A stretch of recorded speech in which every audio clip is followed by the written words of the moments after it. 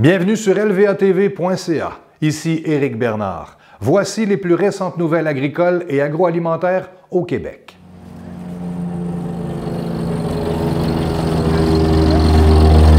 Aïe, aïe, aïe! C'est écœurant. Aïe, aïe, aïe! Puis le résultat, ça a quand même été impressionnant. Ça pousse assez vite. On le voit quasiment pousser à vue d'œil. Il m'avait promis 5 tonnes de matière sèche à l'hectare, puis on l'a fait à la première coupe.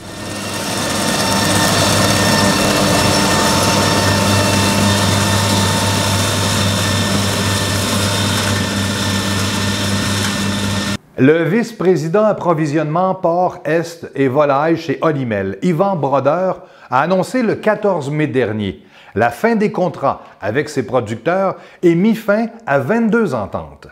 2 semaines avant cela, la Régie des marchés agricoles et alimentaires du Québec a rendu sa décision concernant l'arbitrage pour le renouvellement de la Convention de mise en marché des porcs pour la période 2019-2022. Celle-ci a une portée rétroactive au 7 février 2019. Olimel estime que la décision de la Régie des marchés et la Convention ne sont pas claires quant au traitement à accorder aux ententes particulières qui ont été conclues sous l'ancienne Convention. Olimel espère transmettre le plus rapidement possible de nouvelles informations concernant la date à laquelle elle cessera le paiement des ententes particulières conclues sous la Convention 2016-2019 et la date à laquelle elle pourra proposer de nouvelles ententes, de même que leur entrée en vigueur. Les derniers chiffres du département de l'agriculture sur les semis et l'émergence des plants ont démontré à quel point le retard de la saison 2019 est important. À 49% des semis de maïs complétés, il s'agit de l'ensemencement le plus lent depuis 1980. Les adversités se multiplient pour les agriculteurs qui subissent depuis un an les contre-coups de la guerre commerciale avec la Chine, des inondations et un début de saison qui fracasse des records par sa lenteur. Selon certains analystes, des producteurs auraient tendance à abandonner certains plants de culture, particulièrement les semis de maïs. Le prix des terres agricoles au Canada continue d'augmenter, bien que la hausse affichée en 2018 soit la moins soutenue depuis plusieurs années, soit 2010. La valeur moyenne des terres agricoles au Canada a augmenté de 6,6 % en 2018. Le Québec inscrit la croissance la plus forte des provinces avec 8,3 % en 2018, après avoir progressé de 8,2 % en 2017 et 7,7 % en 2016. Au Québec, la valeur des terres agricoles augmente depuis 1986. Le revenu agricole au Québec aurait moins souffert que dans le reste du Canada dans la dernière année, les producteurs de culture et les secteurs soumis à la gestion de l'offre demeurant les principaux acheteurs de terres agricoles au Québec.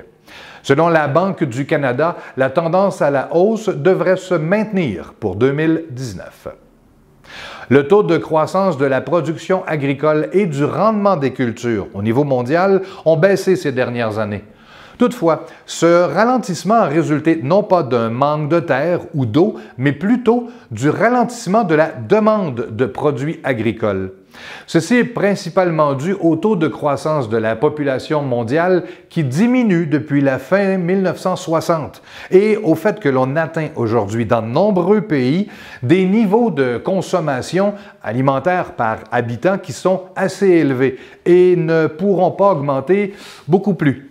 Aussi, une proportion de la population mondiale vit toujours dans une pauvreté extrême et, par conséquent, n'a pas les revenus nécessaires pour traduire ses besoins en demande effective.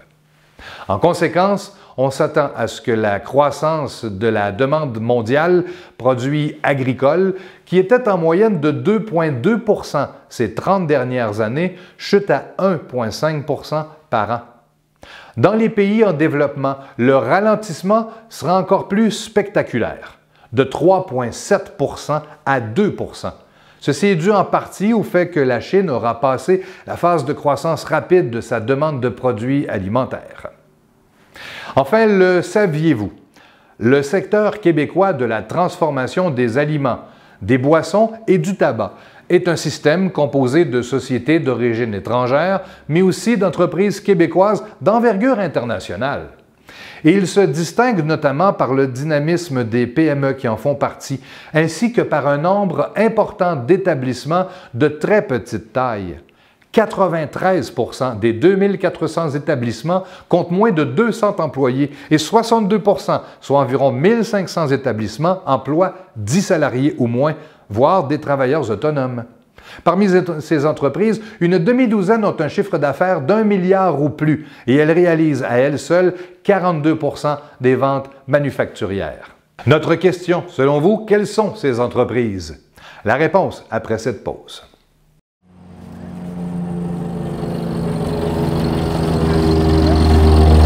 Aïe, aïe, aïe. C'est écœurant. Aïe, aïe, aïe.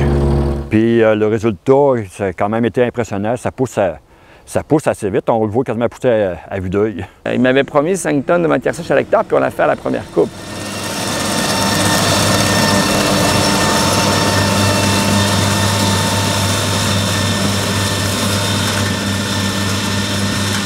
Il s'agit d'entreprises telles qu'Olimel dans la transformation de la viande, AgroPure dans la fabrication de produits laitiers, Saputo dans les produits laitiers, les brasseurs à Labatt et Molson et le fabricant de produits du tabac Rothman, Benson & Edge. Voilà qui complète ce bulletin de nouvelles spécialisé en agriculture et agroalimentaire, partagé partout au Québec. Nous le souhaitons. À la prochaine.